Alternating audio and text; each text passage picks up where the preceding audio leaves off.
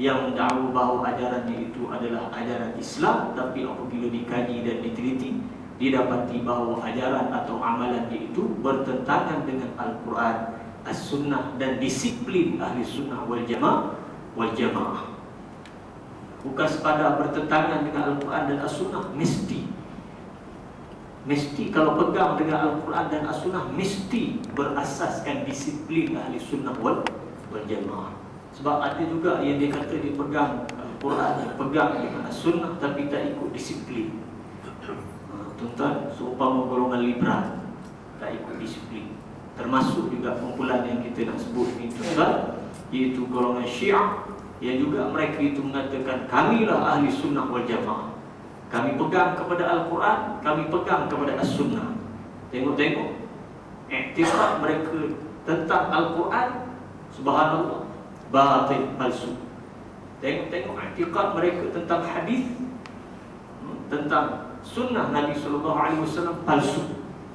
Cuma hanya dakwah kosong sahaja. Dan kumpulan ini pernah disebut oleh baginda SAW berdasarkan hadis yang disebut oleh Sayyidina Ali, diriwayatkan oleh Al-Imam Ahmad dalam musnadnya, bahawa kata Nabi SAW, ya'tikum fi akhir zaman qaumun yusammuna bil-rafidah yarfuduna al-Islam. Akan datang kepada kamu di akhir zaman nanti satu kaum yang dinamakan ataupun diberi gelaran mereka itu sebagai Ar-Rafidah. Mereka itu menolak Islam. Sebenarnya dia menolak Islam. Dia kata kami Muslim, tapi dia menolak Islam.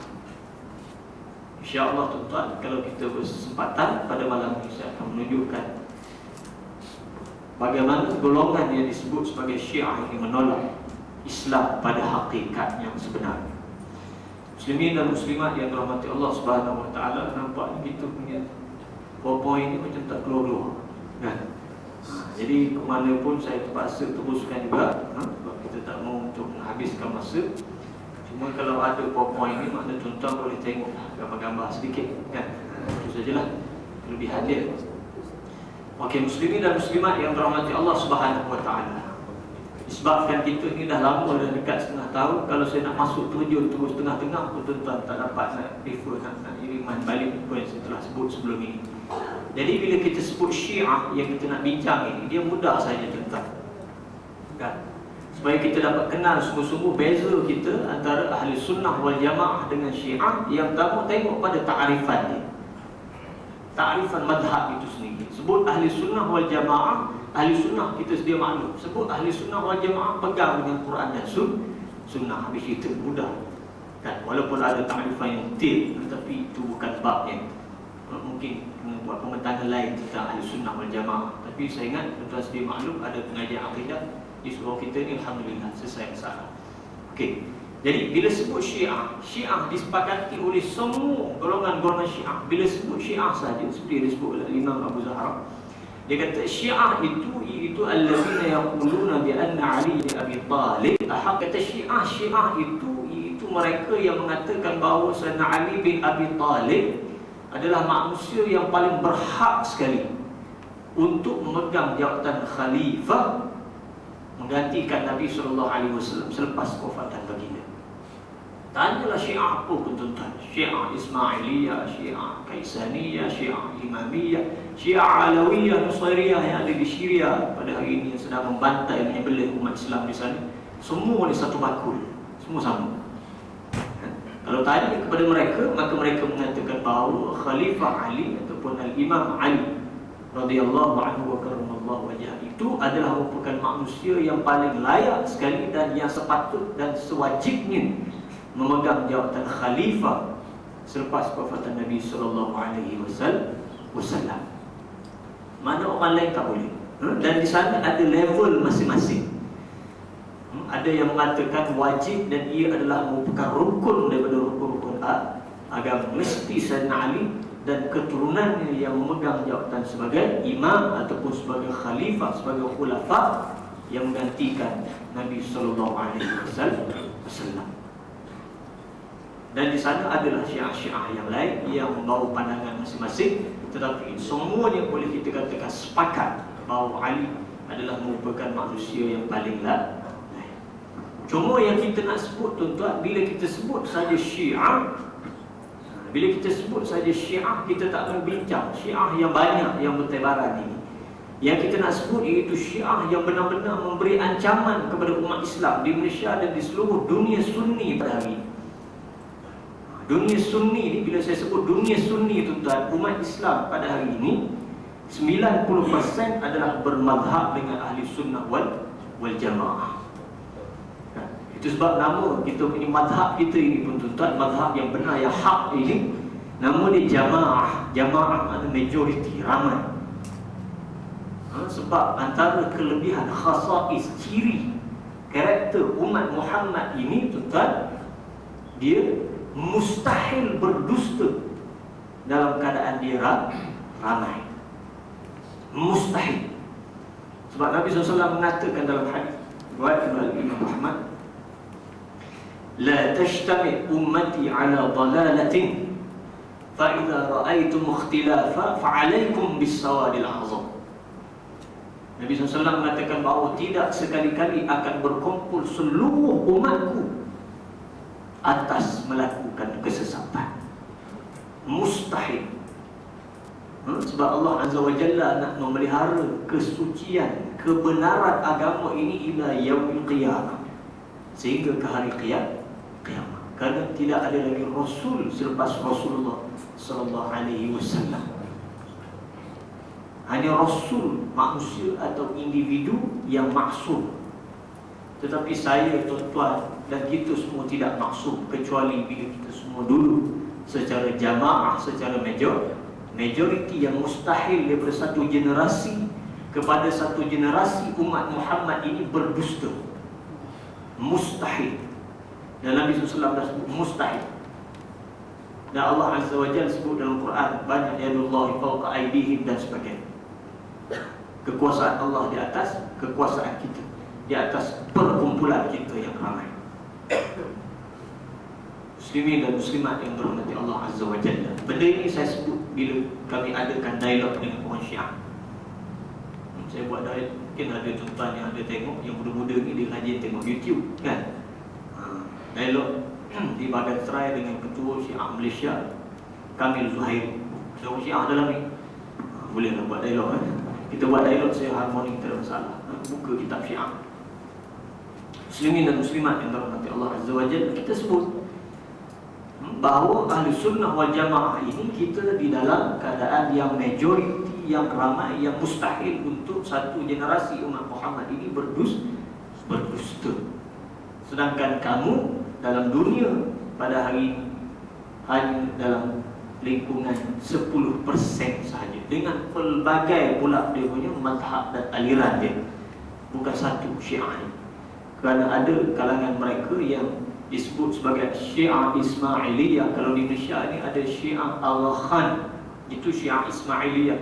Syiah Daudi Bukhra, dia tak sama dengan Syiah Al-Ithna Asyariyah, Syiah Imamiyah.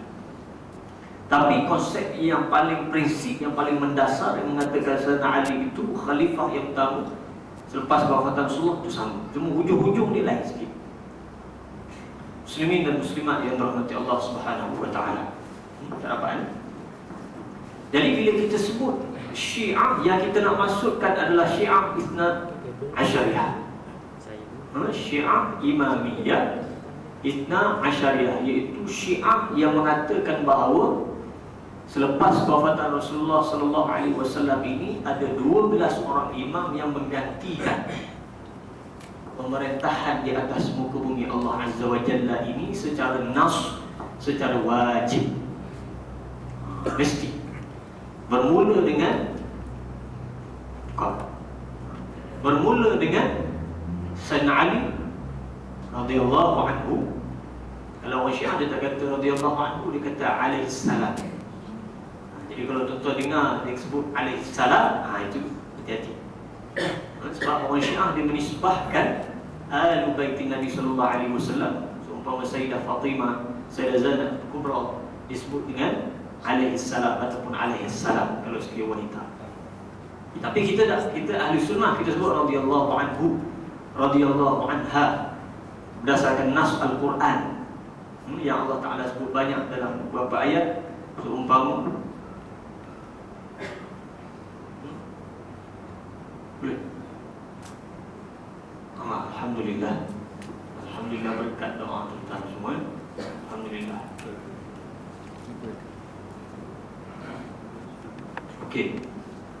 Jadi mereka ini cuma 12 orang imam, bermula dengan Sayyidina Ali radhiyallahu anhu. Kemudian kata orang Syiah, Sayyidina Ali dia menaskan, mewasiatkan, sebelum kewafatan dia mewasiatkan kepada Sayyidina Hasan, kemudian turun kepada Sayyidina Husain, kemudian turun kepada Sayyidina Ali Zainal Abidin, kemudian turun kepada Muhammad Al-Baqir, kemudian turun kepada Ja'far As-Sadiq, kemudian turun kepada Musa Al-Kazim, kemudian turun kepada Muhammad Al-Jawad, kemudian Muhammad Al-Jawad, kemudian Ali Ar-Ridha, kemudian Al-Hasan Al-Askari, dan terakhir sekali itu Muhammad Ibn Hasan Al-Askari, yang dikatakan sebagai imam ke-12 bagi orang Syiah, yang disebut sebagai Al-Imamul Mahdi Al-Muntazar, Imam Mahdi yang ditunggu. Dia kata ada 12. Tapi bila kita tanya orang Syiah, di mana sandaran tentang soal keimaman ke-12an orang ini, berdasarkan teks Al-Quran maupun sunnah Nabi SAW. Ada tak dalam Al-Quran menyebut fulan namanya Sayyidina Ali, namanya Hasan, Husain, Ali Zainal Abidin, Musa Al-Kazim, Ja'far As-Sadiq, sehingga ila akhiri, sehingga akhirnya ada tak disebut dalam Quran? Tak ada. Ada tak disebut dalam hadis-hadis Nabi SAW? Makna Nabi sebut bukan Sayyidina Ali sahaja, bukan sahaja hadis Radhiyallahu Khum, tapi dia sebut juga selepas Sayyidina Ali, Musa Hasan, kemudian Husain, kemudian Ali Zainal Abidin, kemudian nama Muhammad Al-Baqir, Ja'far As-Sadiq, Musa Al-Kazim, Ali Ar-Ridha, Muhammad Al-Jawad, Ali Al-Jawad. Ada tak disebut? Ada tak disebut dalam nas Al-Quran maupun hadis? Tak ada. Tak disebut. Itu adalah dakwaan yang direka oleh orang Syiah, sedang tidak ada nas yang qat'i, yang mu'tamad untuk mengatakan bahawa ke-12an orang ini adalah merupakan imam yang dinas, yang diwasiatkan, yang wajib untuk ditaati, dan kesemua mereka itu adalah pada taraf yang maksum, tidak melakukan dosa. Pasal orang Syiah, dia kata imam-imam mereka yang mereka dakwa sebagai imam mereka kata kesemua mereka itu bertaraf maksum, yang ini tak ada dosa, terpelihara daripada melakukan dosa. Ini semua adalah merupakan dakwaan daripada orang Syiah, berdasarkan kepada kitab-kitab karangan yang ditulis oleh tangan-tangan ulama mereka yang bermazhab dengan mazhab Syiah. Okey. Jadi tuan-tuan, orang Syiah ni tuan-tuan, kalau bab melukis ni dia tak ada masalah, kan? Jadi boleh pula dibuat gambaran. Konon yang di sebelah kanan kita itu adalah merupakan Aba Abdullah Al-Husain, Sayyidina Husain. Kemudian yang di sebelah kiri itu adalah Sayyidina Ali radhiyallahu anhu. Orang Syiah melebihkan Sayyidina Husain daripada Sayyidina Hasan. Bagi kita ahli sunnah wal jamaah, kita menghormati semua ahli baitin Nabi sallallahu alaihi wasallam. Sama ada Sayyidina Husain, Sayyidina Hasan, anak beranak Nabi sallallahu alaihi wasallam, anak lelakinya, anak wanita, semua kita menganggap sebahagian daripada ahli bait.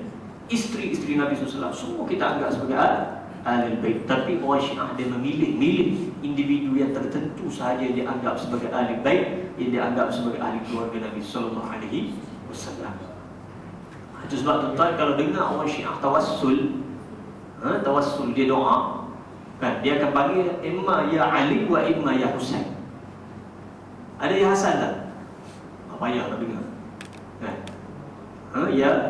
Ya Husain ataupun ya Ali, kan? Jadi jangan kita ikut pula ya Ali tak payah. Kita ya Allah lah, kan? Kita terus direct kepada Allah Azza wa Jalla. Kalau tawassul tu, kita ahli sunnah wal jamaah, kita bertawassul bijahi An-Nabi sallallahu alaihi wasallam, dan di sana walaupun ada khilaf tapi dibenarkan dalam mazhab Asy'ariyah. Okey. Jadi kita terpaksa sedikit sebanyak untuk lihat balik perbezaan yang mendasar antara ahli sunnah dan juga Syiah. Okey. Yang pertama sekali iaitu soal imamah seperti yang kita sebutkan tadi. Perbezaan mereka dengan kita ahli sunnah wal jamaah adalah dalam soal rukun, bukan dalam masalah furu', yang soal-soal cabang. Macam kita berbeza dengan mazhab-mazhab yang lain. Ada Hanafi, ada Syafi'i, ada Hanbali. Dan kita tak ada masalah dengan mazhab-mazhab fiqh yang berbeza-beza ini, disebabkan oleh usul ataupun prinsip agama kita semua sama. Syahadat, puasa, zakat, haji sama tuan-tuan, tak ada beza. Rukun iman semua sama, daripada Allah, daripada kitab, Rasul, malaikat, semua sama. Tetapi tuan-tuan, orang Syiah menambah di dalam rukun mereka, mengatakan bahawa antara usul din seperti yang disebut oleh Al-Khumaini dalam kitab Kashful Asrar, antara usul agama, prinsip agama itu ialah al-wilayah ataupun al-imamah, soal keimaman, yang mesti kita beriktikad bahawa imam selepas wafatan Nabi SAW adalah Sayyidina Ali dan 11 orang daripada cucu cicitnya. Okey, sekarang kalau saya tanya pada tuan-tuan, kita ada rukun Islam 5 perkara. Kalau saya tanya kepada tuan-tuan, seseorang menolak kewajipan solat, dia kata solat tak wajib lah, kan? Kita tanya dia, awak ni pasal apa tak mau solat? Dia kata solat tak wajib. Ataupun seseorang tu dia kata begini, saya solat tapi saya beriktikad sebenarnya bukan wajib pun solat ni, tapi dah orang solat, saya pun solat. Tuan-tuan rasa akidah dia bagaimana? Habis. Bukan sesat, habis. Kufrun yukhriju minal millah, kafir murtad. Kalau dia malas solat tu cerita lain. Cerita lain. Tapi kalau dia menolak secara i'tiqad kewajipan salat yang terkandung dalam Al-Quranul Karim secara muhkamat dan sunnah Nabi SAW, maka tuan-tuan dia kafir walaupun dia solat. Tapi i'tiqad dia kata solat 5 waktu dia tak wajib, habis. Orang Syiah memasukkan al-imamah itu sebagai rukun yang pertama, bersandarkan kepada hadis yang diriwayatkan oleh Al-Kulaini, imam besar dalam mazhab Syiah yang menulis kitab Al-Kafi, disebut bunyal Islamu ala khamsin: as-salati was-sawmi waz-zakati wal-hajji wal-wilayati. Berdasarkan kepada riwayat Al-Kulaini ini yang mengatakan Islam terbina atas 5 perkara: solat, puasa, zakat, haji dan wilayah, yakni soal imamah. Soal Sayyidina Ali mesti menjadi khalifah yang pertama dan keturunan yang ke-11, 11 orang tu. Wajib, rukun, i'tiqad, kita mesti percaya. Tiba-tiba yang kita ahli sunnah wal jamaah, kita kata kami tak percaya. Sebab ijma' ahli sunnah wal jamaah, imam yang pertama, kedua dan ketiga adalah Sayyidina Abu Bakar As-Siddiq, Sayyidina Umar, Sayyidina Uthman radhiyallahu anhum ajma'in. Dan yang keempat barulah Sayyidina Ali. Ijma' kalangan para ulama ahli sunnah wal jamaah. Jadi bila saya tanya kepada orang Syiah, saya berdua dengan Al-Fatih Ustaz Nasib, tanya dengan Ustaz Nasib sekali kepada orang Syiah, Ketua Syiah Malaysia Kamil Zuhairi, apa i'tiqad orang Syiah terhadap kami ahli sunnah wal jamaah? Pandangan orang Syiah terhadap kita ahli sunnah secara aqidahnya, bukan secara mujamalah, secara nak bermuka-muka, secara nak menunjukkan diplomatik apa semua, tak. Secara aqidahnya kita nak tahu. Kerana kita sekarang telah menolak secara aqidahnya bahawa tidak ada rukun yang dinamakan sebagai al-imamah ataupun al-wilayah.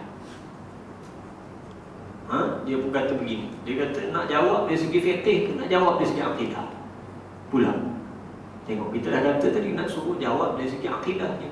Apa akidah orang Syiah terhadap kita yang tidak sekali-kali beriman dengan rukun yang pertama dalam mazhab Syiah, al-imamiyah al-ithna asyariyah, yang mengatakan imamah. Dia kata, tengoklah kami tak ada masalah sebenarnya kalau sekiranya orang Sunni buat kenduri, kami pergi. Kalau sekiranya orang Sunni dia sembelih sembelihan lembu ke kambing, kami makan sembelihan orang Sunni. Kami tak ada masalah dengan orang Sunni. Kami boleh sembang, boleh sahabat, boleh apa. Dia kata tak ada masalah. Dari segi fiqh, dari segi akidah, tak jawab sampai habis dialog. Tak dijawab. Kan? Subhanallah. Sebab mereka sebenarnya mengatakan, walaupun sebagai ulama Syiah yang mutaakhir, dia pandai bila tengok hujum, iaitu banyak hentaman, bangkangan daripada ahli sunnah tentang soal imamah kepada imam ataupun ulama-ulama mereka. Akhirnya mereka macam tak boleh nak lawan balik. Mereka kata sebenarnya dia bukan usuluddin, tetapi dia usulul madhab. Dia kata sebenarnya imamah ini bukan masalah prinsip agama, tapi dia cuma masalah prinsip madhab. Maknanya kalau berbeza pun berbeza masalah furu'. Tapi bersaksilah tuan-tuan, dia bukan soal furu' bagi orang Syiah. Dia adalah soal aqidah, dia adalah soal rukun. Kerana kitab-kitab Syiah memperkatakan begitu. Tapi huraian sesetengah Imam Syiah kerana nak mengelak daripada dibantah oleh para ulama ahli sunnah wal jamaah, maka tuan-tuan, dalam keadaan mereka itu golongan yang minoriti, dia akan bertaqiyah. Dia mengatakan tidak, ini sebenarnya soal masalah mazhab. Kamu mazhab Syafi'i, kami mazhab apa? Kami mazhab Ja'fari. Ketika kami berdialog itu tuan-tuan, kata kami Zuhairi, dia kata, kalau kamu mazhab Syafi'i, kami mazhab Ja'fari. Ja'fari itu tuan-tuan dinisbahkan kepada Al-Imam Ja'far As-Sadiq, iaitu bagi orang Syiah merupakan imam yang ke-6 daripada yang 12 tadi.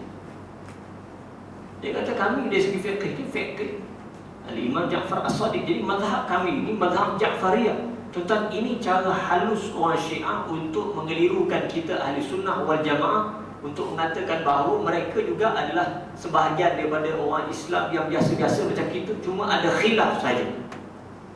Macam hari ini kita Syafi'i, kita khilaf dengan orang mazhab Hanafi, khilaf dengan yang Maliki, khilaf dengan yang Hanbali. Dan mengapa tidak kita pada hari ini, dia kata, juga menerima khilaf dengan Ja'fari. Tuan-tuan, ini salah satu cara bagaimana orang Syiah dia nak masuk dengan kita dengan cara yang lembut. Dia akan mendakwa bahawa dia bermazhab Ja'fari. Tuan-tuan, bersaksilah bahawa Sayyidina Al-Imam Ja'far As-Sadiq berlepas diri daripada golongan Rafidah, daripada golongan Syiah. Bapaknya Al-Imam Muhammad Al-Baqir, seorang alim. Memang imam-imam yang disebut oleh orang Syiah ni semua alim besar pada zaman ni. Dan mereka ni bergaul dengan ahli sunnah sebab mereka sebahagian daripada ahli sunnah. Bapa kepada Al-Imam Ja'far As-Sadiq namanya Al-Imam Muhammad Al-Baqir. Ketika masih hayatnya tuan-tuan, dia mendengar orang-orang di Arab yang mendewa-dewakan dia dan mengatakan bahawa dia adalah merupakan imam yang wajib ditaati. Yang mendewa-dewakan dia mengatakan dia adalah merupakan imam maksum, yang mengatakan bahawa dia berlepas diri daripada Sayyidina Abu Bakar dan Sayyidina Umar. Dia katakan kepada mereka bahawa mereka itu adalah golongan Rafidah dan mereka bukan daripada golonganku. Dan Al-Imam Ja'far As-Sadiq, anak kepada Al-Imam Muhammad Al-Baqir, menegaskan ketika hayat dia mengatakan, man za'ama anni imamun ma'sumun muftaradut ta'ah fa ana bari'un minhu, wa man za'ama anni abra'u min Abi Bakr wa Umar fa ana bari'un minhu. Sesiapa yang mendakwa bahawa sesungguhnya aku adalah merupakan imam yang maksum, yang wajib ditaati, maka aku berlepas diri daripada dia. Pasal orang Syiah kata dia imam maksum, wajib ditaati. Dan barang sesiapa yang mengatakan bahawa aku berlepas diri daripada Sayyidina Abu Bakar dan Sayyidina Umar, maka aku berlepas diri daripada dia. Tuan-tuan, Sayyidina Abu Bakar itu sebenarnya adalah merupakan moyang kepada Sayyidina Al-Imam Ja'far As-Sadiq. Sebab ibu kepada Al-Imam Ja'far As-Sadiq ini adalah merupakan cucu kepada Sayyidina Abu Bakar As-Siddiq radhiyallahu anhu. Cucu mak dia, mak Al-Imam Ja'far As-Sadiq ini tuan-tuan, Ummu Farwah nama dia. Dia adalah merupakan cucu kepada Sayyidina Abu Bakar. Macam mana pula dia nak marah pada moyang dia sendiri, nak kata dia berlepas diri dan sebagainya tuan-tuan.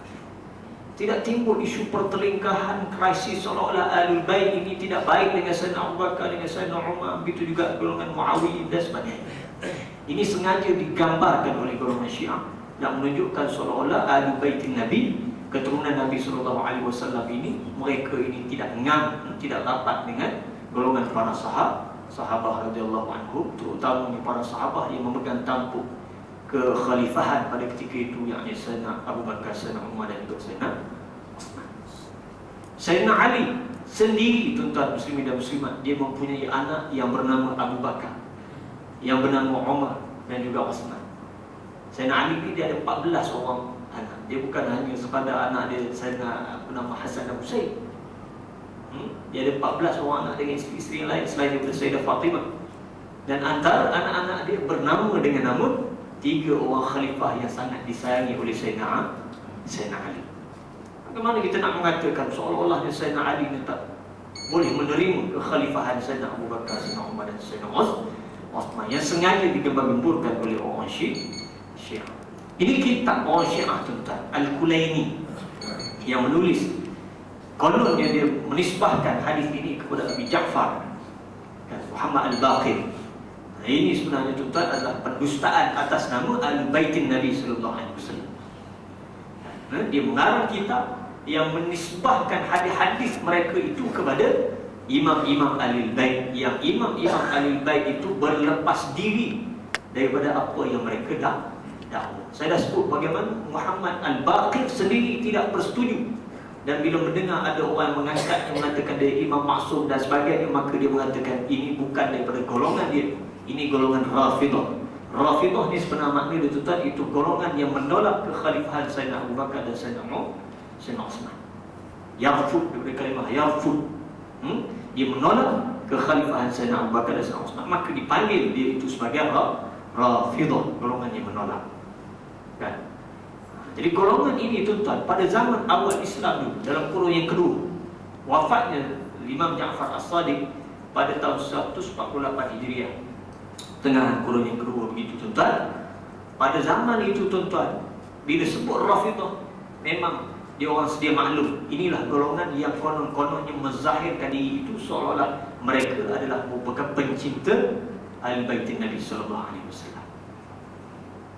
Kalau kita membaca dalam sejarah Islam, tuan-tuan, orang Syiah cuba nak menafikan, dia cuba nak menafikan tentang awal kewujudan mazhab Syiah itu sendiri.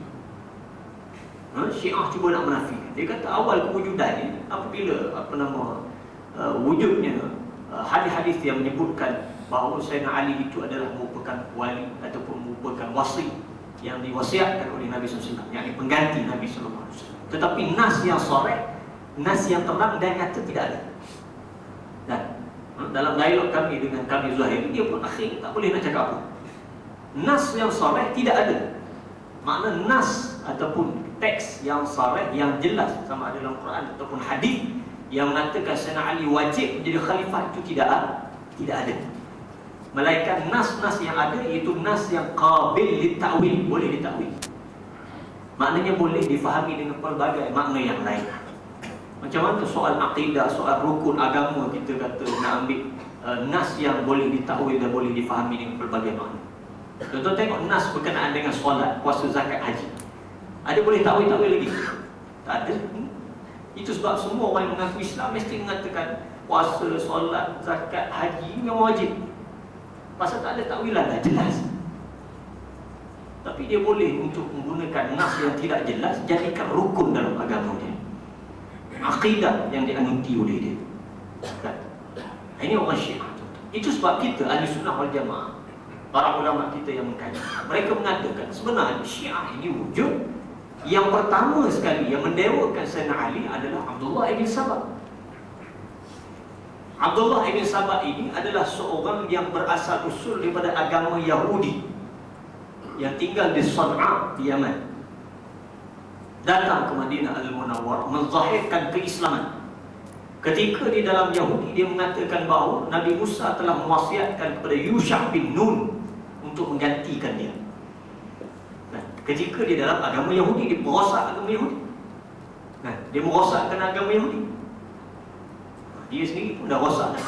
Bila dia masuk menzahirkan keislaman, dia mendakwa pula bahawa Ali itu sebenarnya adalah merupakan jelmaan kepada Tuhan. Dia orang pertama.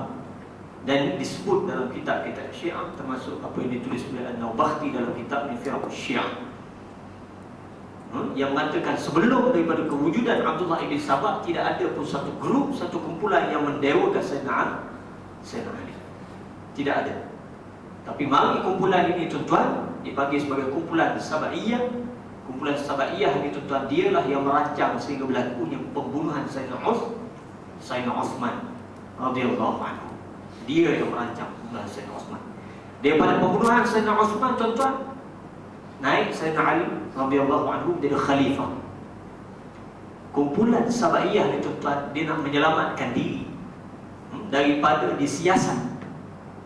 Sebab mereka yang merancang pembunuhan Sayyidina Uthman nak menyelamatkan diri, maka dia masuk ke dalam grup Sayyidina Ali. Menyebabkan Sayyidina Ali tak perasan sebenarnya pembunuh kepada Sayyidina Uthman itu berada dalam kumpulan Sayyidina Ali karramallahu wajhah. Daripada situlah berlakunya peperangan Siffin. Yang pertama peperangan Jamal terlebih dahulu. Ia antara Sayyidina Ali dan juga Sayyidah Aisyah radhiyallahu anha, dan dua orang sahabat yang dijamin syurga oleh Allah Azza wa Jalla, iaitu Sayyidina Talhah dan juga Sayyidina Zubair radhiyallahu anhu. Tuan-tuan, ini dua orang yang dijamin syurga. Tapi bagi orang Syiah Ithna Asyariyah yang ada hari ini, sama ada di Malaysia ataupun di Iran, tuan-tuan, mereka melaknat Sayyidah Aisyah, Talhah dan juga Zubair radhiyallahu anhu. Melaknat dan mengata mereka ini adalah golongan nawasib, itu golongan pembenci ahli bait Nabi. Disebut oleh Al-Khumaini dalam kitabnya Kitabut Taharah. Ada kan? Dia kata ini golongan yang lebih kotor, lebih jijik daripada Al-Khanazir wal Kilab, daripada anjing-anjing dan babi. Punya bencinya orang Syiah disebabkan oleh mereka mengatakan Sayyidah Aisyah, Sayyidina Talhah dan Sayyidina Zubair memerangi Sayyidina Ali. Tuan-tuan, berlakunya peperangan Al-Jamal. Siapa punya kerja? Golongan Sabaiyah yang menzahirkan diri kononnya kesetiaan mereka kepada Sayyidina Ali. Tapi sebenarnya golongan Sabaiyah ini sampai ke peringkat tuan-tuan mengatakan bahawa Sayyidina Ali itu adalah merupakan jelmaan kepada Tuhan. Jelmaan kepada Tuhan. Dan kumpulan Sabaiyah ini tuan-tuan, kalau mutaakhir ini, dia masih wujud kumpulan itu. Siapa kumpulan itu? Kumpulan yang umat Islam sedang berhadapan dengan mereka pada hari ini di Syria, iaitu kumpulan Syiah Alawiyah yang nama asalnya adalah merupakan Syiah Nusairiyah. Syiah Nusairiyah itu diasaskan oleh Muhammad ibn Nusair. Tuan-tuan, ittifaq para ulama ahli sunnah wal jamaah, kumpulan Nusairiyah ini sebenarnya kumpulan yang kafir murtad yukhriju minal millah. Kerana kumpulan ini mengatakan bahawa Ali itu adalah Tuhan. Sebagaimana malaikat, tuan-tuan, dia boleh menyerupa menjadi manusia. Kita tahu Jibril dia bertemu dengan Nabi SAW, dia menyerupa menjadi manusia. Kan? Dia tanya dengan Nabi SAW apa makna iman, apa makna Islam, apa makna ihsan. Begitulah juga dia kata Allah Azza wa Jalla boleh menjelma dalam bentuk jasad yang jasmani ini dengan rupa bentuk Ali. Dan Ali bila mati sebenarnya dia ada, roh dia ada, jelmaan gunung ganam, awan dan sebagainya itu. Ini sebenarnya asal usul daripada firqah ataupun kumpulan Nusairiyah. Ya, insya-Allah tuan-tuan. Lain kalau cakap Syiah ni dia jadi betul. Kaitan dia itu sentiasa tidak terputus antara satu dengan yang lain. Saya ingat ini kita dah sebut dah bagaimana mereka terlampau mendewa-dewakan imam. Dan sekarang ni orang Syiah masih lagi menunggu imam mereka yang ke-12 sejak daripada kewafatan, bukan kewafatan, keghaiban imam yang ke-12 mereka, iaitu Al-Imam Muhammad ibn Al-Hasan Al-Askari, yang dikatakan oleh orang Syiah dia telah ghaib ketika umurnya dalam 5 tahun begitu. Dia ghaib tuan-tuan pada tahun 260 Hijriah, sehingga ke hari ini dia masih belum muncul. Dan katanya dia ghaib di Samarra, iaitu di satu tempat di Iraq. Ini tempat dia dipanggil Sirda, di tempat dia sultan, dia duduk dalam ni. Jadi dia ada sekali sedang memerhatikan keadaan umat. Ada salah seorang pensyarah di Muslim Malaya yang dia cenderung pada faham Syiah. Dia mengatakan bahawa imam yang gaib itu sebenarnya dia akan keluar, dan sekarang dia sedang buat tesis, buat kajian. Dia tengok keadaan umat apa yang berlaku, satu dia tengok. Sampai masa dia akan keluar. Ini tuan, ini batil palsu. Dah tahu apa nama, kita ni dah tahun 1433 Hijriah. Dia ghaib sejak daripada tahun 260 sampai ke hari ini masih belum keluar. Itu sebab orang Syiah menyebut gelaran imam mereka itu Imamul Mahdi Al-Muntazir, Imam Mahdi yang ditunggu-tunggu. Ahli Sunnah wal Jamaah tuan, kita tak tunggu. Bila tiba masa, maka Allah Ta'ala akan keluar, akan zuhurkan dia, kan? Dan manusia akan mengatakan bahawa ini adalah Imamul Mahdi. Bila melihat ciri-ciri dan sifatnya, kita tahu, kita kenal, okey, ini adalah Imamul Mahdi. Dia tak akan keluar, dia mengisytiharkan akulah Imamul Mahdi. Ini pandangan majoriti kalangan para ulama kita, termasuklah Fadilatul Syekh Dr. Yusuf Al-Qaradawi, kan? Sebab dia akan terzahir melalui ciri-ciri dan sifat-sifatnya. Dan kita akan kenal dia melalui genealogi dia, keturunan dia. Kalau mengikut orang Syiah, dia kata namanya Muhammad Ibn Hasan. Kalau mengikut hadis Rasulullah SAW, Rasulullah mengatakan bahawa nama Imamul Mahdi ini yuwati usmuhu ismi, kan? Nama dia itu bertepatan dengan nama Muhammad. Wa yuwati ismu abi, abi, isma abi, dan bertepatan nama bapanya dengan nama bapa. Maknanya patutnya Imamul Mahdi ini nama dia Muhammad Ibn Abdullah bin Abdullah. Tapi orang Syiah kata Muhammad Ibn Hasan. Jadi dia awal-awal lagi dah dia kata Muhammad Ibn Hasan. Itu dia sebut nama pun kita kata dah tak betul lah. Lalu ditunggulah oleh orang Syiah sampai ke hari ini, dan imam mereka itu belum keluar sampai ke hari ini. Imam yang ditunggu-tunggu oleh orang Syiah. Perbezaan dari segi hukum, sumber hukum Al-Quran ditahrif. Bukannya orang Syiah kata dia mentahrifkan Al-Quran. Memang ada setengah ayat yang Al-Quran itu dianggap oleh orang Syiah ada kekurangannya. Sebab kata orang Syiah, Al-Quran yang sampai ke tangan kita ini dibuang beberapa kalimat ataupun istilah. Antaranya istilah Ahlul Bait dibuang, ahli keluarga dibuang. Kemudian nama Sayyidina Ali dibuang daripada Al-Quran, kata orang Syiah. Kemudian Asma al-Munafiqin, nama-nama orang munafik. Kata orang Syiah, sebenarnya dalam Quran itu ada nama-nama orang munafik. Siapa munafik itu? Mungkin Sayyidina Umar, mungkin Uthman, mungkin Abu Bakar. Dibuang daripada Al-Quran Al-Karim kerana nak jaga air muka orang Sunni. Maklumlah yang mengumpulkan Al-Quran ini siapa tuan-tuan? Sayyidina Uthman bin Affan radhiyallahu anhu. Sangat dibenci oleh orang Syiah kerana dikatakan bahawa Al-Quran itu banyak yang dibuang, kalimah-kalimah yang tertentu untuk Ahli Sunnah wal Jamaah menyembunyikan kebenaran tentang golongan Syiah. Jadi kalau kita lihat dalam Masyarikh Syumus Ad-Durriyah, Al-Bahrani salah seorang daripada kalangan para ulama Syiah yang menyebut bahawa al-hasil fal akhbar min tariq ahli bait aidan kathira illam takun mutawatira ala anna al-Quran alladhi bi aydina laysa huwa al-Quran bi tamamihi kama uzila ala Muhammad sallallahu alaihi wasallam. Kan?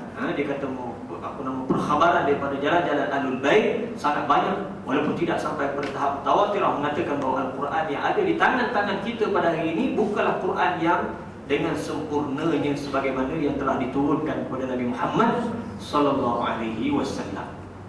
Maknanya tak sempurna Quran yang diturunkan, yang sampai ke tangan kita pada hari ini. Tak sempurna, tuan-tuan. Sebagaimana yang diturun kepada Nabi Muhammad sallallahu alaihi wasallam. Maksud siapa yang khianat? Para sahabat yang khianat. Dan sudah tentu Sayyidina Uthman manusia yang pertama akan dipersalahkan dalam isu pengumpulan Al-Quran oleh golongan Syiah. Dalam Kitabul Hujjah disebut oleh Al-Kulaini, wa inna indana, saya tak perlulah baca riwayat sebab riwayat orang Syiah ini tak diterima oleh kita. Riwayat orang Syiah ini dia disebut pada Ahlul Bait tapi kita tak terima. Mustahil Ahlul Bait akan menyebut begitu. Ahli keluarga Nabi sallallahu alaihi wasallam tak akan sebut benda-benda yang dusta begitu.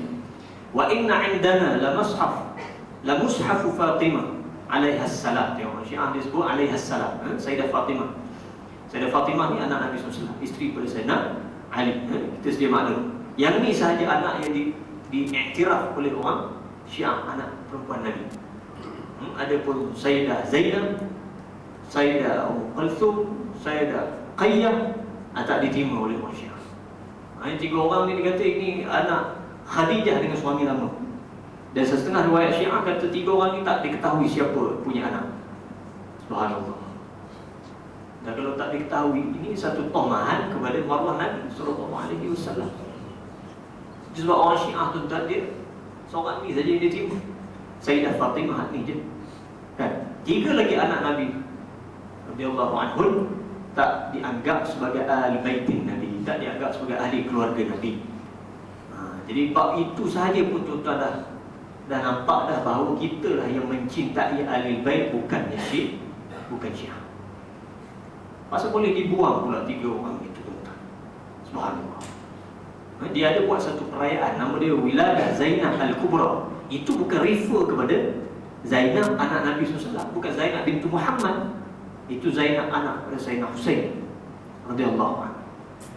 Kan? Itu yang dipuji oleh orang Syiah. Kita pun memang kita hormat dan kita sangat-sangat mengasihi semua ahli baitin Nabi tanpa menjuzuk-juzukkan, membahagi-bahagikan. Yang ni ahli bait, yang ni bukan. Yang ni ahli bait, ni bukan. Seperti yang dilakukan oleh orang Syiah. Al-Quran ditahrif. Kita ambil satu ayat contoh dalam kitab Syiah ni, dia kata fa'aba aktsarun nasi, dalam kurungan tu biwilayati Ali. Dia kata yang ni kita buang ni kan? Ayat ni patut dia fa'aba aktsarun nasi illa kufura. Orang Syiah kata sebenarnya dia turun ada biwilayati Ali. Itu yang dia turun kepada Sayyidina Jibril, tapi dibuang. Biwilayati Ali tu dibuang. Wa nazala Jibril bihadhihi al-ayah hakadha wa qulil haqqu min rabbikum fi wilayati Ali. Kalimah fi wilayati Ali dibuang. Jadi tinggallah wa qulil haqqu min rabbikum faman syaa'a falyu'min wa man syaa'a falyakfur inna a'tadna liz-zalimina nara. Orang Syiah ditambah sebelum nara tu Ali Muhammad, nampak ada dalam kurungan Ali Muhammad. Dia kata yang ini dibuang oleh orang Sunni. Dan bagaimana tuan-tuan kita nak mengatakan bahawa kita boleh hidup sekali sepakat dengan orang Syiah dalam soal agama. Ini bukan khilaf dalam masalah furu', ini khilaf dalam masalah prinsip. Allah Azza wa Jalla sebut dalam Al-Quran Al-Karim, inna nahnu nazzalna dzikra wa inna lahu lahafizun. Sesungguhnya kamilah yang menurunkan Al-Quran ini dan kamilah yang memeliharanya ila yaumil qiyamah, sehingga hari kiamat kami pelihara. Tapi orang Syiah pandai tuan-tuan, dia akan kata tak, kami pun terima Quran yang kamu baca hari ini, yang itulah kami baca.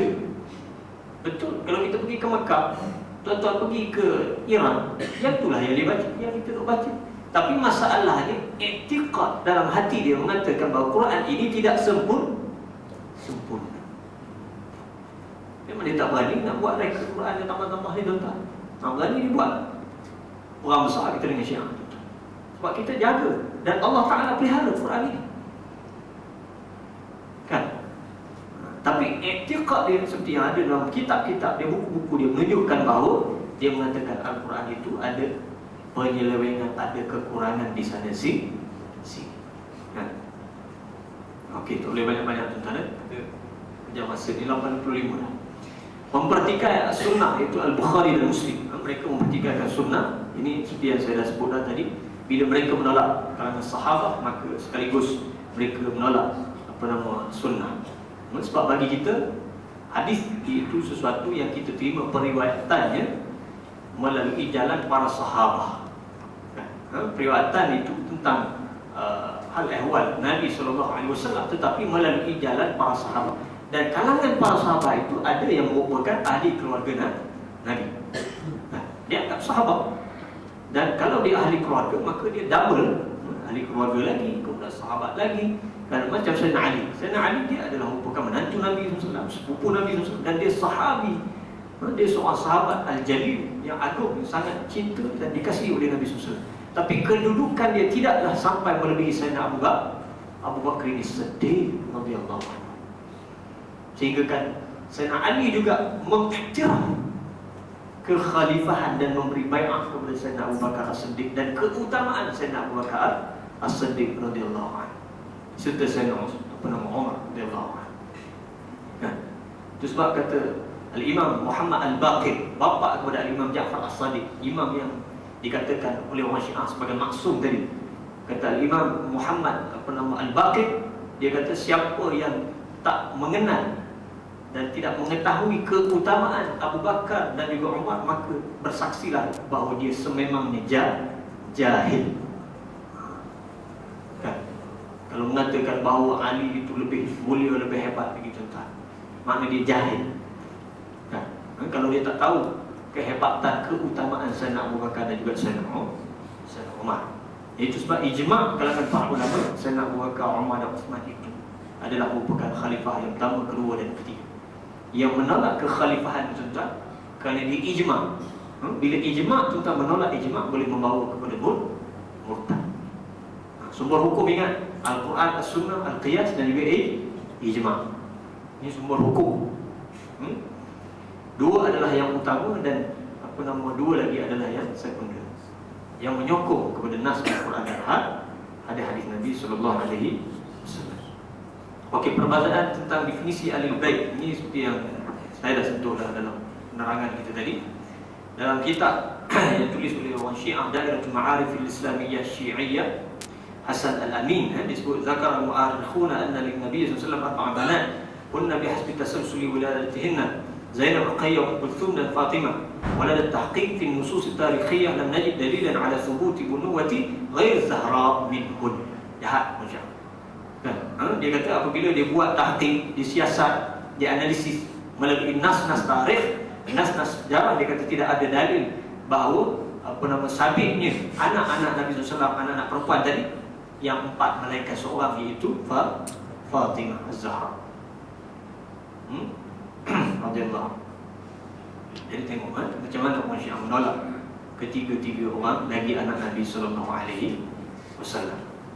Tuan-tuan, hati-hati kalau kita beli buku apa-apa, cek. Kalau beli buku sejarah, sekali buku tersebar macam-macam, bercampur aduk yang Sunni dengan Syiah. Tuan-tuan, ada kita jumpa satu pustaka ni, campur habis.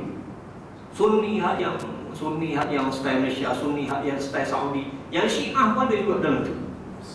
Allah bercampur aduk, tuan-tuan. Dia dapat duit, dia dapat keuntungan.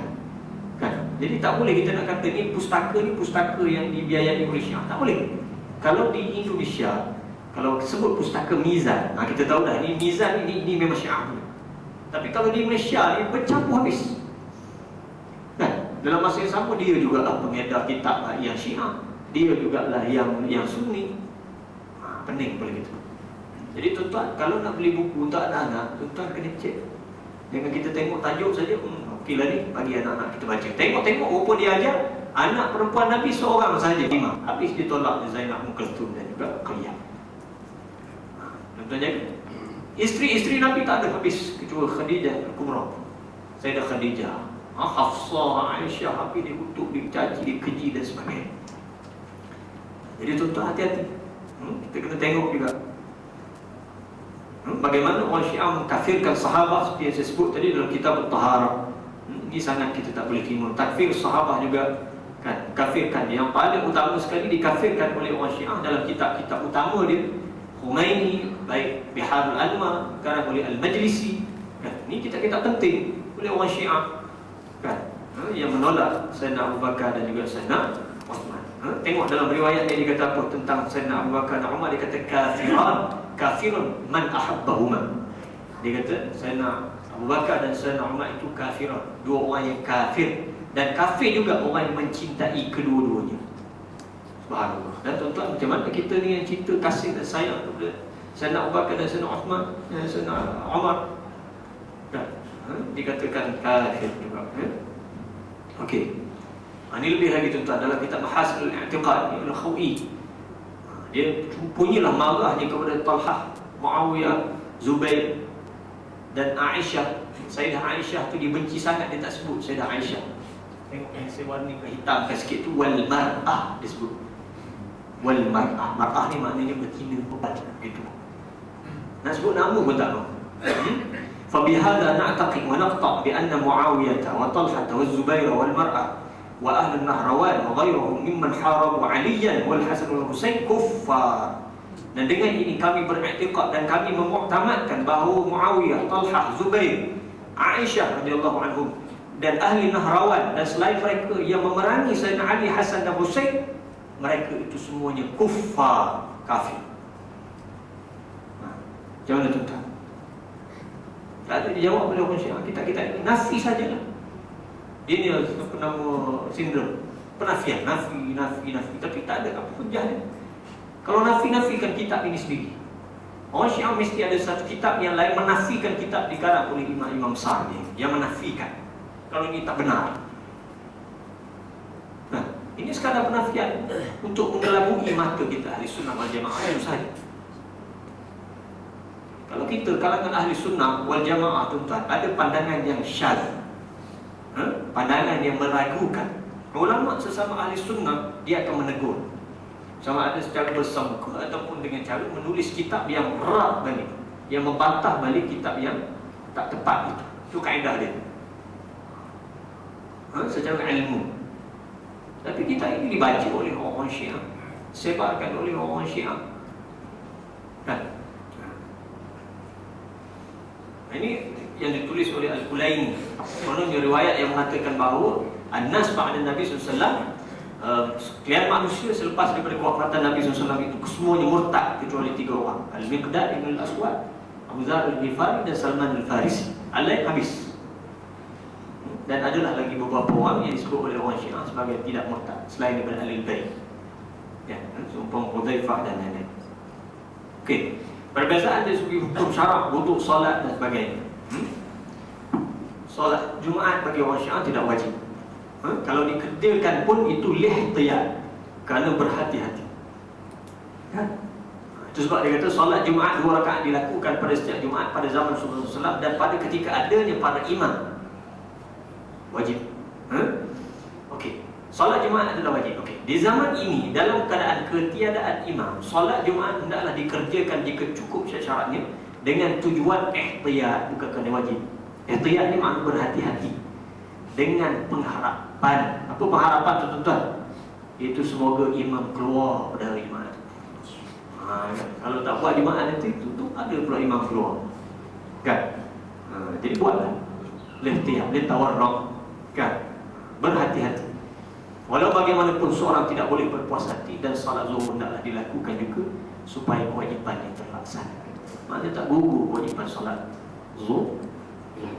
Itu sebab orang Syiah menunggu-nunggu imam dia, sebab ada perkara yang syariat dia tidak sempurna tanpa ada imam.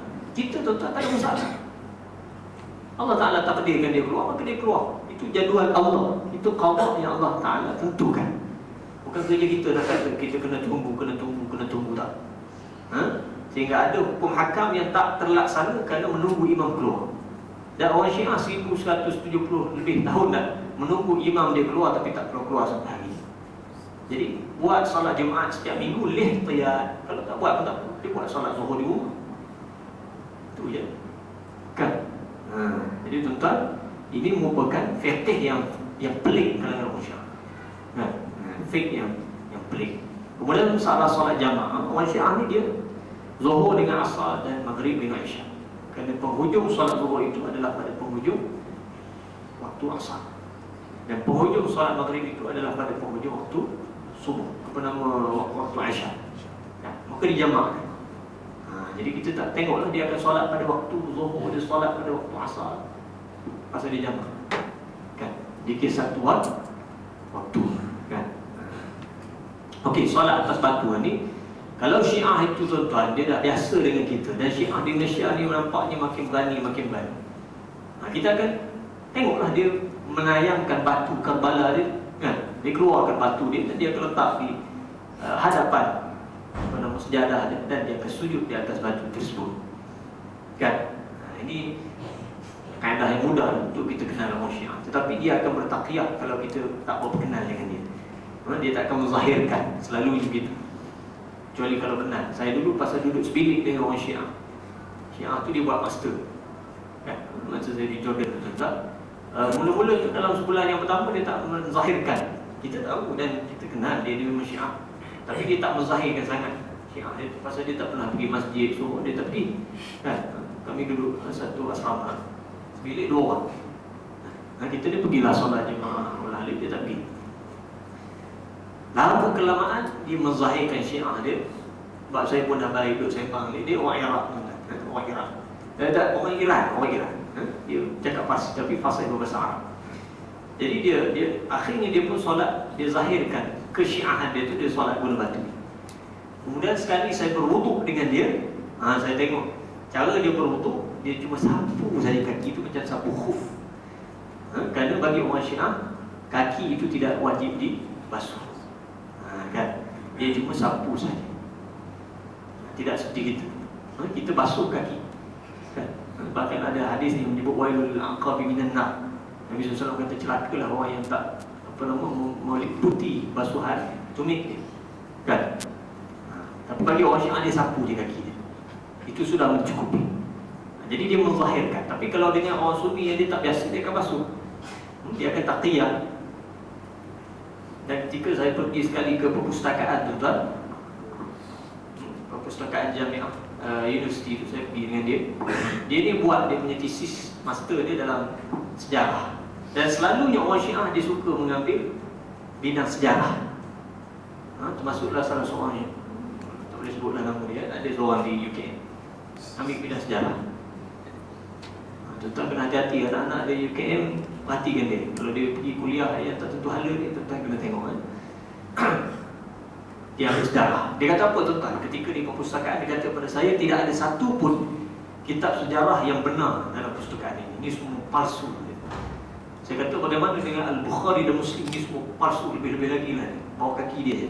Bukhari dan Muslim semua batil, palsu, tidak ada yang benar. Pasal dah baik, dah baik, makan sekali. Saya tak masuk Syiah je lah kan? Kan? Boleh sembang dengan dia, banyak maklumat saya dapat daripada dia. Jadi dia buat dalam bidang tarikh. Tengok orang Syiah ni, kelebihan dia tuan-tuan adalah dia cuba untuk mengelabui mata ahli sunnah wal jamaah dengan cara dia menyelewengkan sejarah Islam kita. Sejarah Bani Umayyah, sejarah Bani Abbasiyah kan? Sehingga kan yang mengatakan, ada teori yang mengatakan bahawa Syiah mula-mula masuk ke Perlak dengan dibawa oleh salah seorang yang berketurunan Ja'far As-Sadiq, iaitu namanya Muhammad Ad-Dibaj. Dia ni adalah seorang Syiah. Dia inilah yang mula-mulanya sampai ke sebelah Nusantara ini dan menyebar Syiah. Tapi pasal apa hari ini kita tak jadi Syiah? Tak jadi Syiah, betul?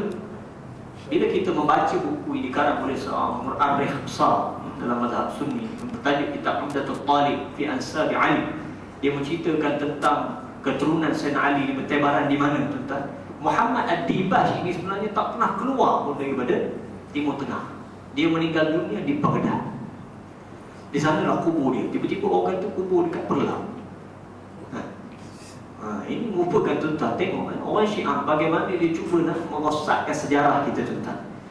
Tapi realitinya tidak begitu. Kalaulah Syiah yang mula-mula sampai ke tanah air kita, kemudian kitabnya dibaca, disebar dan sebagainya, saya percaya tuan-tuan, kita mungkin ramai akan menjadi Syiah. Mungkin sebahagian besar daripada umat Islam di Indonesia, di Malaysia, di Thailand, kemungkinan besar kita separuhnya, kalau tidak kita kata kesemuanya, separuh daripada ini sudah tentu Syiah. Tapi tidak. Realitinya, majoriti kita adalah ahli sunnah, baik di Indonesia, baik di Malaysia, baik di Thailand, baik di tempat-tempat lain dalam Nusantara. Ahli sunnah. Kitab yang sampai pondok-pondok kita, madrasah kita, masjid kita, surau kita, tok-tok guru kita, ahli sunnah wal jamaah. Macam mana teori sejarah boleh kata Syiah? Tuan-tuan tengok, ni cerdik tak cerdik orang Syiah, dia masuk melalui sejarah yang direka, yang dipalsukan. Itu sebab kena kaji semua. Dari segi arkeologinya dan juga dari segi genealogi, mesti dikaji. Okey. Saya nak cerita tuan-tuan apa yang berlaku sekarang ni. Selain daripada fatwa pelik Khomeini semua ni, kita masih dah terlampau ni sangat tuan-tuan. Apa yang berlaku sekarang ni tuan-tuan, Syiah dia menggunakan suhakam. Ini merupakan kaedah dia lah. Zaman hari ini dia nak mendapatkan dia punya untuk beragama. Mana dia kata zaman kita zaman human right, zaman hak asasi manusia, maka berikanlah kami hak. Kalau sekiranya orang agama lain ada hak untuk beramal dengan agama dia, maka kalau tak mau ambil kami jadi orang Islam pun tak apalah, bagi kami jadi agama minoriti. Sampai tahap tu. Ni sama dengan Qadiani pun sama lah PL dia. Kan Qadiani datang jumpa kita pun minta macam tu juga. Kan masa kita sekat Qadiani. Kalau kita bagi hak dia sebagai satu agama minoriti, maka tuan-tuan dia akan ada kebebasan nak buat masjid, nak buat buku, nak sebar sesama grup dia dan lain-lain. Dia boleh. Sebab dia dapat hak agama minoriti. Macam Sikh, macam Bahai, agama-agama yang minoriti dalam negara kita. Ini yang dia tutup sekarang ni. Tapi sebenarnya ketika dia berdakwah, dia kata kamilah sebenarnya ahli sunnah wal jamaah, seperti yang dihantar dalam memorandum kepada Tuan Agong. Boleh dia kata kamilah ahli sunnah. Itu sudah bahaya tuan-tuan. Kalau kita tak nasihat kepada Tuan Agong, silap hari bulan. Yang Tuan Agong kata apa masalahnya, dia pun ahli sunnah. Dia mengaku ahli sunnah. Kita jangan main. Masuk cara dengan pemerintah ini agak berbahaya. Kan? Boleh menyebabkan dia terkeliru dan sebagainya. Okey. Saya nak cerita tuan-tuan, bahayanya Syiah ni bukan dari segi akidah, bukan dari segi syariah, akhlak semata-mata, tetapi bahayanya kepada keselamatan negara. Yang berlaku di Syria pada hari ini adalah merupakan pengajaran yang paling besar yang kita kena ambil perhatian. Dalam keadaan mereka pada hari ini minoriti, betul dia taqiyah, kami nak kawan dengan kamu, kami nak bersahabat, kami bersaudara dengan kamu, kamu sembelih makanan kamu, kami makan, kamu jemput lori kami pergi, tak ada masalah, kita kawan pun boleh, apa semua sekali. Tapi tuan-tuan tengok apa yang berlaku di Syria. Tuan-tuan, 90% penganut Islam di Syria adalah bermazhab ahli sunnah wal jamaah. Dalam ada setengah statistik mengatakan 11% daripadanya adalah bermazhab Alawiyah, aliran Alawiyah ataupun Nusairiyah. Dan ada yang kata tak sampai pun 10%, sikit sangat. Tetapi bila naiknya Hafizul Asad dalam tahun 70-an, kemudian digantikan pula oleh anak dia laknatullahi alaih, Bashar al-Assad. Tuan-tuan, pada hari ini mereka menguasai pemerintahan di Syria. Dahulu seperti yang saya sebut, setengah ulama Syiah mengatakan bahawa Nusairiyah ini kafir. Orang Syiah ni kata kafir. Tapi bila naik Hafizul Asad, tuan-tuan, dia pandai. Sebab dia tahu dia perlu kemerdekaan. Backup yang paling besar, yang paling hampir dengan faham dia apa dia? Dan tentulah golongan Imamiyah Isna Asyariyah. Itu sebab terdapat banyak ittifaqat, perjanjian dan pengiktirafan daripada ulama-ulama Syiah Imamiyah Isna Asyariyah, sama ada di Lebanon ataupun di Iran, yang mengatakan bahawa Nusairiyah ataupun Alawiyah yang ada di Syria itu sebenarnya tak jauh dengan kita. Sama je, khilaf benda kecil-kecil, kita dan dia itu bersaudara. Bukan seperti tanggapan kita dahulu yang mengatakan mereka itu kafir. Tidak. Itu sebab penyembelihan mazbah. Hatta tuan-tuan wartawan US tuan-tuan yang akhirnya berjaya dibawa keluar, dia kena tangkap dengan apa nama ni, tentera Zionis, apa nama, Bashar Assad ni. Dia dapat keluar, dia kata ini bukan peperangan. Dia sendiri kata ini bukan peperangan. Kalau peperangan tuan-tuan, rakyat dia ada senjata, dia ada kereta kebal dia dan sebagainya. Boleh kita kata seperti yang berlaku di Libya begitu kan? Dia ada bekalan senjata yang mencukupi dan sebagainya. Peperangan ini bukan peperangan. Wartawan US itu kata ini mazbah, ini penyembelihan, maksud penghapusan etnik ahli sunnah wal jamaah. Kalau tuan-tuan baca sejarah bagaimana Daulah Safawiyah mula-mula masuk ke Iran, yang dulunya adalah merupakan di bawah pemerintahan ahli sunnah wal jamaah lebih kurang 10 kurun daripada zaman Sayyidina Osman.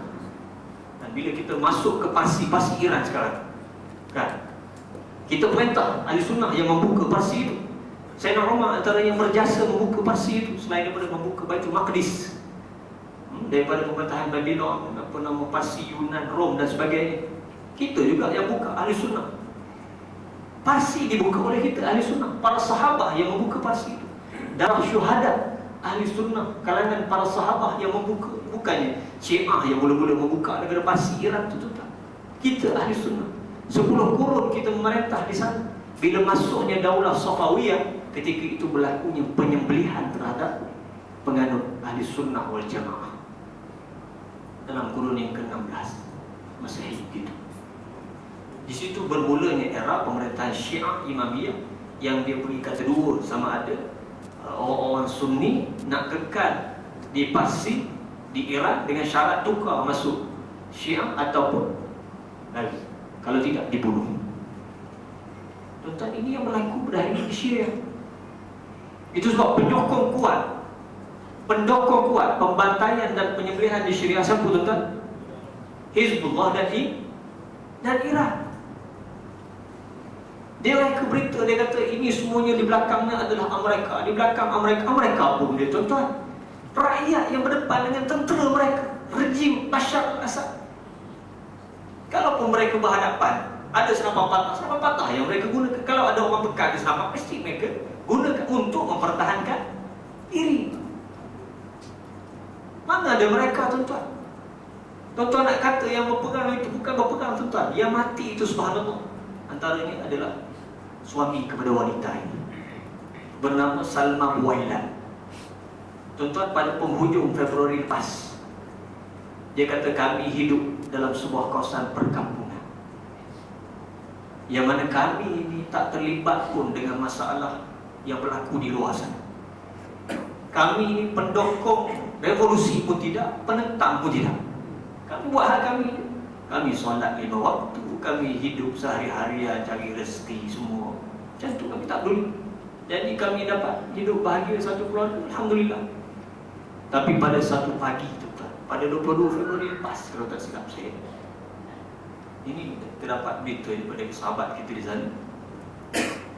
Tiba-tiba kami terdengar bunyi dabba-dabba, kereta kebal masuk sangkap. Letup sana, letup sini, bunyi machine gun dan sebagainya.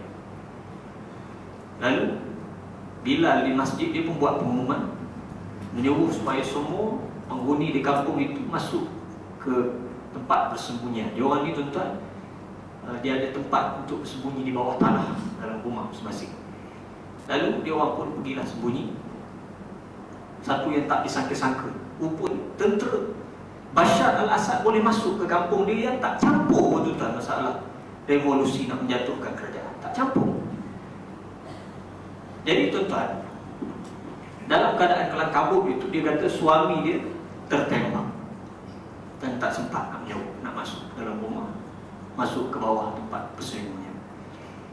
Jadi, tuan-tuan, suami dan anak dia, anak lelaki dia, tak sempat. Jadi dia dengar bunyi jeritan anak lelaki dia menangis. Dia ni ada 3 anak perempuan, seorang anak lelaki, kalau tak silap. Dia tak tahan, tuan-tuan, maka dia pun keluar. Dia keluar daripada tempat persembunyian bawah tanah tu. Dia keluar, dia tengok ketika itu lelaki, suami dia sedang dipijak oleh 5 orang tentera Bashar al-Assad. Dah kena tembak, kena pijak pula. Kan? Lalu, tuan-tuan, dia kata apa? Dia kata kami ini juga adalah bangsa kamu. Kami ini bangsa Arab, kami ini bangsa Syria, kami ini agama macam kamu juga, kata si isteri dia tadi, Salma Buailan. Tuan-tuan tengok apa kata tentera Syria balas pada dia, tuan-tuan. Saya ikut sikit di bawah. Dia kata, antum tawajudukum ala al-ardi tuhmatan bihaddi dhatiha, laqad akhta'a man khalaqakum ma'ana ayyuhal huthalah. Tuan-tuan, ni ayat yang keluar daripada tentera rejim Bashar al-Assad. Dia kata, kewujudan kamu di atas muka bumi ini sendiri sebenarnya adalah satu fitnah pada zat. Wujud kamu ni sebenarnya satu fitnah, satu benda buruk sebenarnya wujud kamu. Sesungguhnya telah tersilaplah sesiapa yang menciptakan kamu sehingga dapat duduk bersama dengan kami, wahai sampah sarap. Tuan-tuan rasa hak yang sebut macam ni orang Islam ke? Kalau tentera dia hidup jahat macam mana pun, dia boleh sebut macam tu, tuan-tuan. Logik dia sebut tak? Laqad akhta'a man khalaqakum, sesungguhnya telah tersalah Siapa yang menciptakan kamu sehingga kamu duduk dengan kami? Sampah ayuhal salah. Ini ayat yang keluar daripada rejim Bashar al-Assad, tentera dia. Ini bukan Islam tuan-tuan, ini kafir ni. Ini kafir ni tuan. Wal'ayazubillah. Dan akhirnya dia tembak suami dia tuan-tuan. Mati suami dia. Kemudian dia keluarkan pisau nak sebelah anak dia pula. Anak dia kecil lagi ni, ada dalam pangkuan ni. Jadi dia pun kata, tolonglah jangan kamu buat begitu. Dan kamu buatlah apa kamu nak buat kepada diri aku untuk menggantikan nyawa anakku ini. Lalu 5 orang itu tadi tuan-tuan merogol Salman Buailat yang umur dia dalam 27-28 gitu. 5 orang ini merogol dia tuan-tuan. Kemudian habis dia rogol, dia kata apa? Dia kata, kami akan kembali lagi ke sini dan kalau kami dapati kamu masih ada di sini, nescaya kami akan sembelih ke semua kamu. Dan bersama-sama dengan Salma Buailat ada 30 orang lagi wanita di kampung itu yang juga dirogol oleh tentera rejim Bashar al-Assad. Tuan-tuan nak kata di belakang ni Amerika. Khomeini dalam khutbah dia dengan bodohnya dia mengatakan bahawa di belakang ini adalah Amerika. Amerika ini duduk di belakang pemberontak yang memberontak ke atas kerajaan Syria. Ini kenyataan apa tuan-tuan? Khomeini. Sama juga dengan Hizbullah yang merupakan anak didik kepada Iran, yang mana Iran membekalkan senjata mereka kepada Hizbullah. Dan Hizbullah antara yang menyerang ahli sunnah wal jamaah di Lubnan. Saya pergi ke Lubnan tuan-tuan. Bila kita laluan ataupun lorong yang di sana kepadatannya adalah daripada penganut Syiah, kita rasa bahawa kita tak selamat. Terasa macam tak selamat. Pasal pandangan mereka kepada kita tu lain macam nak makan. Macam nak makan orang. Saya tersilap pada satu kawasan. Mula-mula kami lalu kat satu kawasan. Kawasan itu kawasan penempatan penduduk Palestin, diambil kerajaan pelarian Palestin. Kemudian terlajak ke depan tuan-tuan. Ke depan itu rupanya kawasan penduduk Syiah. Bila kami turun kat situ tuan-tuan, kita pergi kat kedai dia, pergi kat mana-mana perempuan, kita akan lihat memang di sini Syiah kuat. Baik buku-buku dia, baik apa yang tergantung dalam kedai dia, apa semua memang Syiah pekat. Dan pandangan mata dia kepada kita tu seolah macam nak makan kita.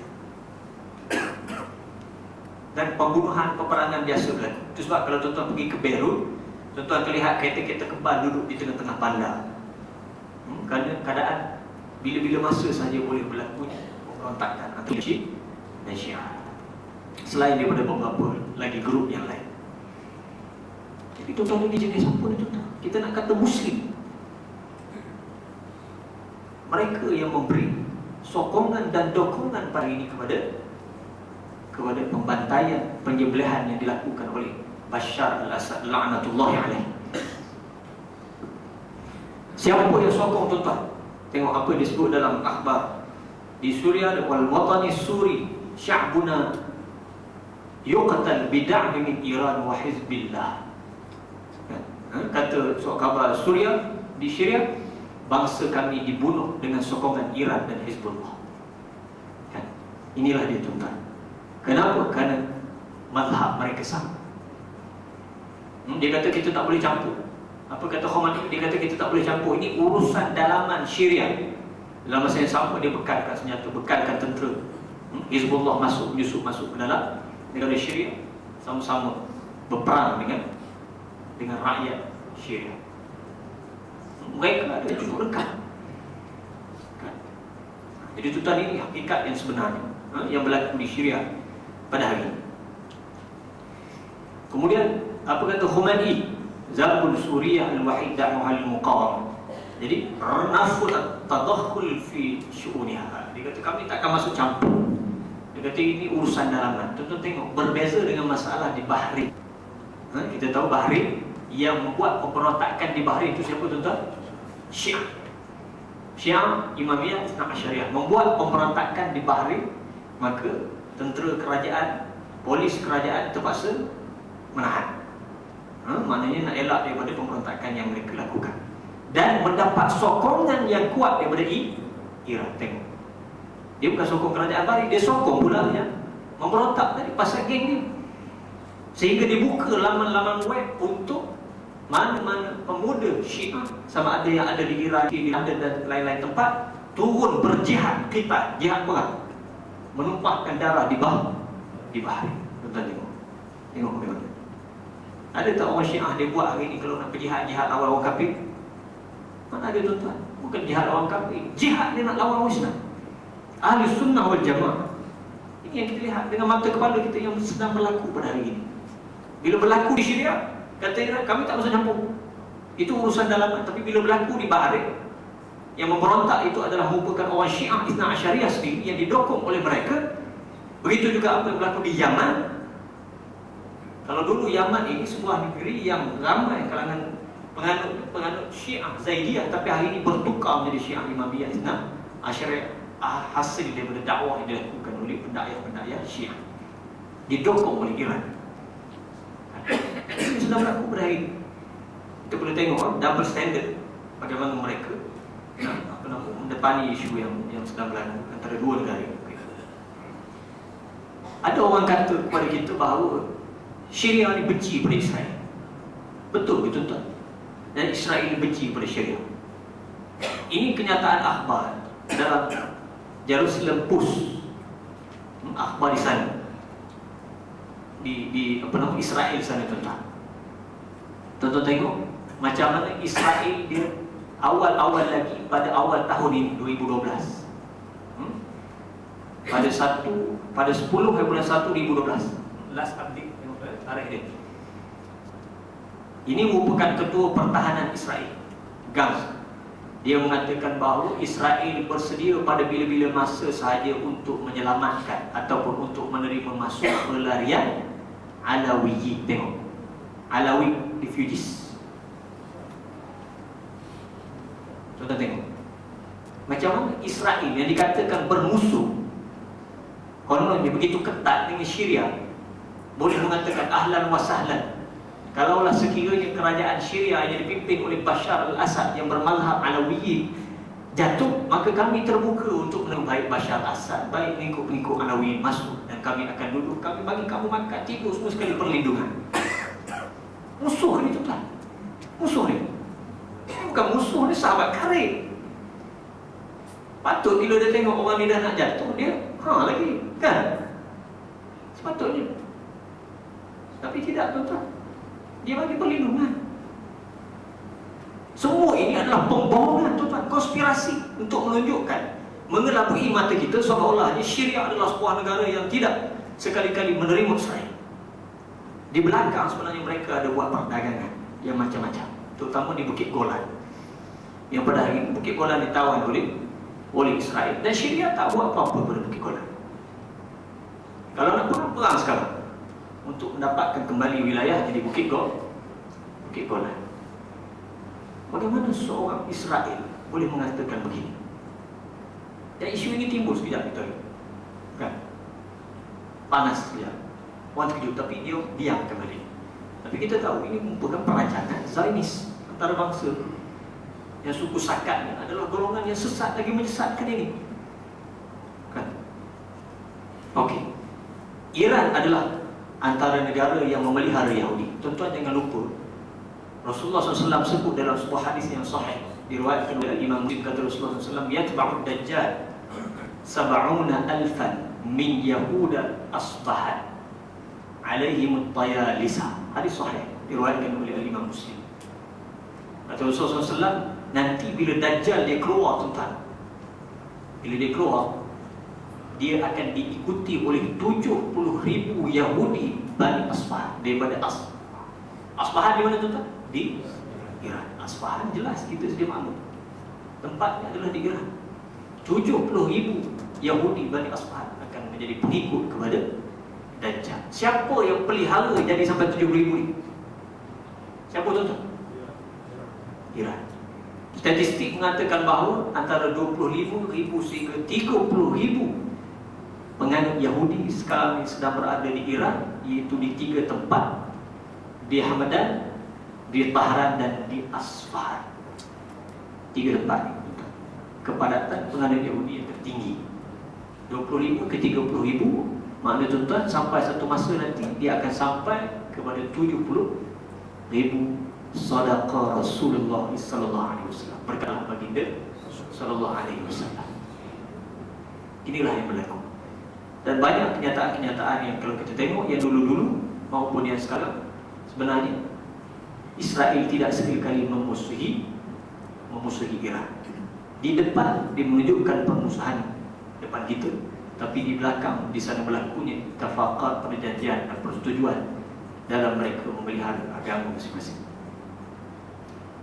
Muslimin dan muslimat yang dirahmati Allah Subhanahu Wa Taala, inilah yang perlu kita ambil berat dan kita faham bahawa yang berlaku ini tuan-tuan, kalau sekiranya kita tak jaga akidah kita yang murni, yang suci ini, yang berasaskan ahli sunnah wal jamaah, tuan-tuan biarkan anak-anak kita mengaji tak apa-apa, ataupun biarkan anak kita terjebak ke dalam ajaran-ajaran yang seumpama ini, termasuklah ajaran Syiah yang sangat berbahaya, tuan-tuan, sampai satu masa nanti tak mustahil mereka akan menjadi kumpulan yang sama ramai dengan kita, seperti yang berlaku di beberapa negara teluk, seperti di Bahrain, seperti di Kuwait, dan di Saudi pun sekarang ini semakin ramai. Hatta di Madinah Al-Munawwarah pun ada orang Syiah. Sebab tuan-tuan, bila mereka ramai, mereka mendapat sokongan-dokongan daripada Iran, sama ada dari segi moral, lebih-lebih lagi bila adanya sokongan dari segi logistik, maka ini akan menjejaskan dan menggugat keselamatan negara. Dan saya ada maklumat yang lebih jauh daripada itu yang saya tak boleh beritahu pada tuan-tuan, bahawa sudah ada tanda-tanda kemasukan unsur-unsur keganasan daripada golongan Syiah ke dalam negara kita. Umum je saya boleh beritahu, tapi kita sudah dapat maklumat itu melalui pihak kiamat. Itu sebab tuan-tuan, kita kena jaga dan kita kena pelihara. Pastikan kekal majoriti ahli sunnah wal jamaah dalam negara kita berhari. Dan memang kita tidak nafikan bahawa ramailah di kalangan anak-anak muda, remaja kita tuan-tuan terpengaruh dengan Syiah, terutamanya melalui media di internet ni tuan-tuan. Media cyber ni sangat bahaya. Sama ada melalui Facebook ni, ataupun laman blog ni, ataupun forum ni, tuan-tuan kena jaga. Kalau dia ada Facebook, tuan-tuan kena join sekali, jadi friend dia, add friend, kan? Supaya tuan-tuan tahu dia sembang dengan siapa. Twitter pun macam itu juga. Pasal banyak yang ditarik oleh orang Syiah ni adalah di kalangan remaja. Mungkin disebabkan dia nak muta'ah, ataupun mungkin dia tertipu, kononnya Syiah ini adalah mazhab yang mencintai ahli keluarga Nabi dan sebagainya. Jadi tuan-tuan, kita peliharalah diri kita, keluarga kita. Semoga kita dapat terus berada dalam kebenaran yang berpaksikan kepada ahli sunnah wal jamaah. Sekiranya sekadar itulah untuk malam ini, dan terlampau jauh sangat kita mengambil masa, baik itu di Allah Subhanahu Wa Taala yang membuat daripada diri saya sendiri, rumah saya sendiri, segala-galanya daripada Allah Subhanahu Wa Taala. A'udzubillahi minasyaitonir rajim. Bismillahirrahmanirrahim.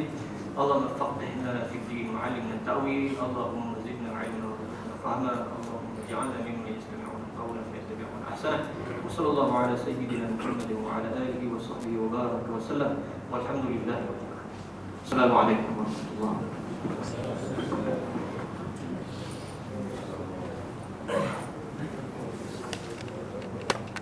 Dua. Apabila sudah diterima orang banding harap daripada itu, sudahlah kena tipu, kena belok, kena hilang saja dibuatnya. Dan bunyikan orang yang tak percaya apa yang hasilnya dirinya, dan harganya tak habiskan. Terkadang itu sebagai makna tapi itu diberi kepada yang kosong. Bila terjadi dulu kita tahu saya tak boleh bayar macam itu ya. Jadi saya kalau itu dalam mana-mana masyarakat semua komisi dilakukan, maka satu saya Allah angkat amanah daripada datuk masing-masing. Jadi kalau duduk dalam masyarakat itu, ada rumah, pergi rumah lain mencari masyarakat yang aman sikit. Ada dulu, jangan kita dijual. Ini masyarakat belum menipu. Lemah juga. Kalau tidak tahan situ juga dua orang itu juga. Tapi kalau tak boleh, kalau tak penuh begitu, dalam hukum tahunnya wajib tinggal. Kalau bangun ulama, ada setengah ulama tahu. Wajib. Syarat pun dari tempat yang terbaik. Tak satu setengah ulama, ya kita dulu kekal hidup. Apakah kita ada kembali kepada suami berbeda amali. Kalau semua orang ini ambil apa berbawa dah. Nak kaya zon besok dia bawa pajak awal lagi. Jadi kata semua orang itu saya pakai payah dua. Yang ini macam mana kita pakai. supaya kita duduk di situ kebersih sedikit membetulkan masa yang tadi sebagai balik kepada saya. Orang ini apa ya? Baik. Kata Huzaifah. Ya. Kata Huzaifah. Terkadang bila kata Huzaifah lagi ya. Oh ya. Kalau tadi tuan jatah tu apa? Faqala ya namur rajul naumat faqbal amanatul qalbi fayadhun aqruhu waqta. Maka sabda Rasulullah SAW itu seorang lelaki akan satu jiwa maka digenggam diambil kembali Allah akan amanatnya daripada hatinya maka jadilah bekas meninggal bakat-bakat. Maknanya tuan pada orang mana ada? Kita dia orang dulu. Kalau nama dia orang yang juga, apa saya orang? Ya, baik. Amanah itu mula-mula angkat kepala hingga bekas bakat sesungguhnya dengan potong hati dalam masalah itu yang bersembunyi. Dan itu Allah Taala katakan kalau mula-mula angkat amanah iaitu di dalam hidup seseorang itu yang di dalam lain dan itu gapo tu kan itu kau dia tu dia sudah alifnya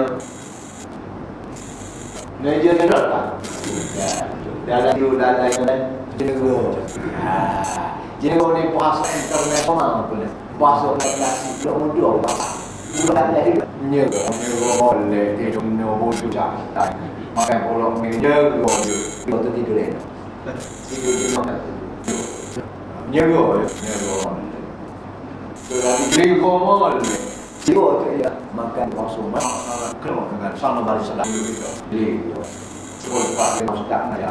Kau untuk apa penuh tapi jangan paling kalau nak.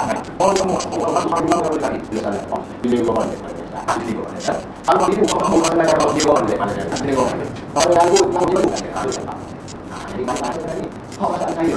Aku boleh banyak punya masalah. Dia memang sebab dia ingin sampai tentang misalnya foto masukan yang Allah kalau macam orang buka boleh kan jadi lalu dengan pasal ini jadi saya bila macam Allah mana dia dalam hidup yang dia dalam saya katakan dalam amanah di kawan cabut boleh dalam itu di situ lah saya ya semua Allah yang memang Allah yang ada sahabat ada bagi Allah sama maknanya oh dia mulai itu masalah dia kalau dia mulai dia dan hidup ini walau macam mana keadaan dia ada kalau kita pergi, kalau kita apa, kita baik. Jadi kalau saya, lepas itu baru masuk ada mana itu, jangan. Kalau cuma orang kita pergi mana pun, jangan. Sebab itu, dulu ada bukan untuk capai. Jangan ada bukan ada bulan yang berada dalam. Jangan. Dalam itu,